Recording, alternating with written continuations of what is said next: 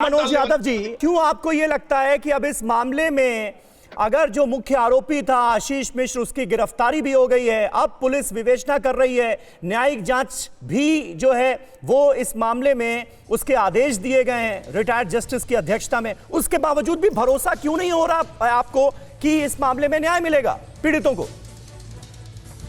देखिए, समाजवादी पार्टी तो बहुत आभार प्रकट करती है माननीय उच्चतम न्यायालय का। अगर सुप्रीम कोर्ट ने सू मोटो कॉग्निजेंस नहीं लिया होता और उत्तर प्रदेश की सरकार को और उत्तर प्रदेश की पुलिस को लताड़ा नहीं होता कि संविधान के आर्टिकल 14 के अनुसार everyone is equal before the law होता है, कानून के सामने सभी बराबर होते हैं, जब सुप्रीम कोर्ट ने ये सवाल नहीं पूछा होता, उच्चतम न्यायालय के प्रधान न्यायाधीश ने ये सवाल नहीं पूछा होता कि क्या आम अपराधी को भी आप नोटिस देते, और सीआरपीसी का सेक्शन 161 कहता है कि 7 साल से अधिक जिन भी मुकदमों में, जिस भी एफआईआर में सजा हो, उसमें उस एक्यूज को नोटिस नहीं दिया जा सकता है, विटनेस को नोटिस दिया जा सकता है। तो तमाम तरह के पक्षपाती पूर्ण व्यवहार किया सरकार ने।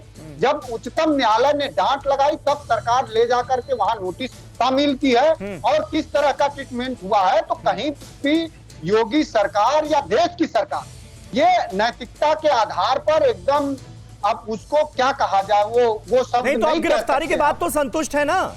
या आपको अभी भी लग रहा है कि निष्पक्ष जांच संभव नहीं है? गिरफ्तारी के बाद ही नहीं, हमारे नेता की और पूरे देश के जो लोग भी कानूनविद हों, और सभी लोग ये चाहते हैं कि गृह मंत्रालय के अंतर्गत भी जो सेंट्रल का जो गृह मिनिस्ट्री, होम मिनिस्ट्री होती है, उसी के अंतर्गत स्टेट की होम मिनिस्ट्री भी काम करती है। और राकेश धर तो इतनी सीधी बात ये त्रिपाठी जी जरूर जानते होंगे कि स्टेट गृह मंत्रालय के अंतर्गत पुलिस डिपार्टमेंट काम करता है। तो जब तक उनका इस्तीफा नहीं हो जाएगा, आप निष्पक्ष जांच की उम्मीद ठीक है। सुरेंद्र राजपूत साहब हमारे साथ मौजूद है। सुरेंद्र राजपूत साहब, मंत्री के इस्तीफे तक क्या ये कांग्रेस पार्टी की तरफ से जो प्रोटेस्ट किए जा रहे हैं, और आज हम देख रहे हैं कि प्रियंका गांधी वाराणसी पहुंच रही हैं, वहां पर किसान न्याय यात्रा निकालने का आप लोगों का कार्यक्रम है, ये सिलसिला जारी रहेगा क्या? समीर भाई कहते हैं ना कि किससे करे शिकायत कैसी ये दुश्वारी है, और मुलजिम भी सरकारी है और मुंसिफ भी सरकारी है। भारतीय जनता पार्टी के प्रवक्ता लोग, आपके तमाम पैकेजेस वगैरह, जो सारी बातें एक दूसरे को वो करके खींचे हुए लोग, सुप्रीम कोर्ट से खींचे हुए लोग, कांग्रेस पार्टी से खींचे हुए लोग, आज की डेट में गिरफ्तारी से खींचे हुए लोग। अब पता नहीं, मेरी समझ में नहीं आ रहा है कि अजय टेनी जी की बर्खास्तगी पर क्यों आप रोक लगा रहे होनी चाहिए। आप बताइए मुझे खुद ही कि एक जो आदमी सीधे सीधे जिम्मेवार हो आईपीएस की ट्रांसफर और पोस्टिंग का, क्या उसके रहते हुए उसके बेटे की और हिंसा की, नरसंहार की निष्पक्ष जांच संभव है? जवाब आता है नहीं संभव है। तो उनकी बर्खास्तगी या उनको हटाना, जब तक जांच, अगर जांच में वो नहीं होते दोबारा बना लीजिए, तब तक को उनको पद से मुक्त करने में दिक्कत क्या है आदरणीय नरेंद्र मोदी जी को? अब तो पुलिस ने भी, जो आप ही के अंडर में काम कर रही है, उन्होंने भी ये मान लिया कि जांच में सहयोग नहीं कर रहे। हत्या और नरसंहार की जांच में जो लोग सहयोग नहीं कर रहे हैं, उनकी गिरफ्तारी हो गई है, उनके पिता लगातार उनके निर्दोष होने का प्रमाण पत्र दे रहे हैं, यानी कहीं ना कहीं वो भी 120B के मुलजिम है।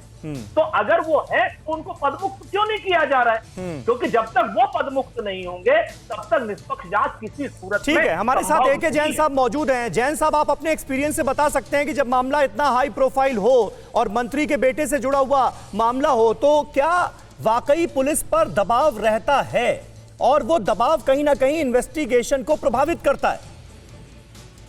नहीं, इन्वेस्टिगेशन को स्थानीय पुलिस के पास इन्वेस्टिगेशन को मैं एक बार मान सकता हूं कि प्रभावित करेगा। पूरी एसपीटी एक अलग डीआईजी के नेतृत्व में बनी है, जो कि एक काबिल अधिकारी है, ईमानदार है, अभी सीबीआई पे लौटे हैं। वो अपनी निष्पक्ष तरीके से विवेचना कर रहे हैं, अपने स्टाइल में विवेचना कर रहे हैं, पूरे तथ्य जुटा रहे हैं। कल पूरा वो इंटरोगेशन किया गया, कॉल डेटा रिकॉर्ड्स के आधार पर जो जवाब कुछ उसमें इवेसिव रिप्लाईज दिए आशीष मिश्रा ने, और सहयोग नहीं किया।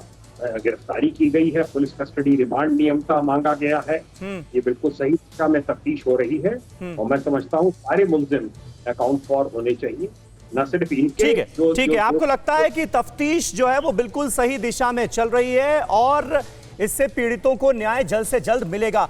परवाह देश की, सोमवार से शुक्रवार रात 10 बजे TV9 भारतवर्ष पर।